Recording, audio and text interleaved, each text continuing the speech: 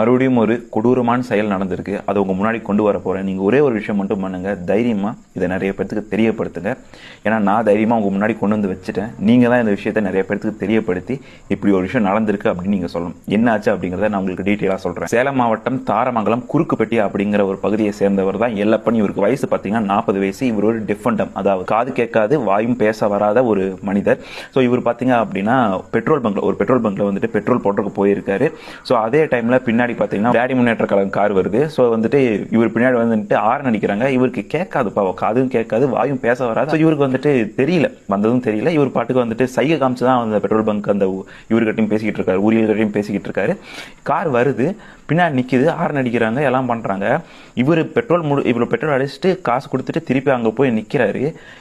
அவங்க வந்து பக்கத்துல நின்று, நீ எப்படா வந்துட்டு அவ்வளவு திமிரா நிக்கலாம், அவ்வளவு எகத்தாளமா உனக்கு அப்படின்னு சொல்லிட்டு பயங்கரமான கெட்ட வார்த்தையில பேசி, பாவங்க, காது கேட்காது வாய் பேச முடியாத ஒரு அப்பாவியை போட்டு அந்த அடி அடிக்கிறானுங்க. அதாவது மனுஷனா பிறந்தா மனிதாபிமானம் ஒன்று இருக்கும். நீங்க வந்து இந்த அரசியலை விட்டு வெளியே வந்து பாருங்களேன், எப்படிப்பட்ட ஆட்கள் இருக்கானுங்க அப்படின்னு சொல்லிட்டு. மனுஷனா பிறந்தா ஒரு மனிதாபிமானம் வேணும்டா.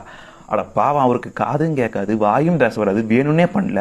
அதை சொல்லி கூட, எனக்கு அப்படி இருக்குன்னு அதை சொல்லி கூட கேட்டுக்கிட்டே அந்த அடிக்கிறானுங்க. இது ஒரு பக்கம் நடக்க. இதை விட ஒரு கொடுமையான விஷயம் என்ன அப்படின்னா, எல்லப்பனோட மனைவியார் பார்த்தீங்க அப்படின்னா காவல்துறையில போய் இப்படி புகார் கொடுக்குறாங்க, இப்படி என்னோட கணவனை அடிச்சுட்டாங்க அப்படின்னு சொல்லிட்டு. 5லிருந்து 8 நாள் வந்துட்டு எந்த ஆக்ஷனும் எடுக்கல. 8வது நாள் வந்துட்டு இவங்க மறுபடியும் போய் கேட்கும் பட்சத்தில் என்ன சொல்றாங்க அப்படின்னா, அந்த சிசிடிவி ஃபுட்டேஜ்ல அவங்களோட முகத்தை வந்து எங்களால வந்துட்டு கண்டுபிடிக்க முடியல அப்படின்னு கேட்கும்போது ஒய்ஃப் சொல்றாங்களாமா, கார் நம்பரை வச்சு உரிமையாளர் கண்டுபிடிக்க முடியல, அந்த சிசிடிவி வச்சு ஒருத்த முகத்தை கூட நீங்க கண்டுபிடிக்க முடியல, நீங்களா என்னையா போலீஸ் அப்படின்னு சொல்லிட்டு கேட்டிருக்காங்களாமா.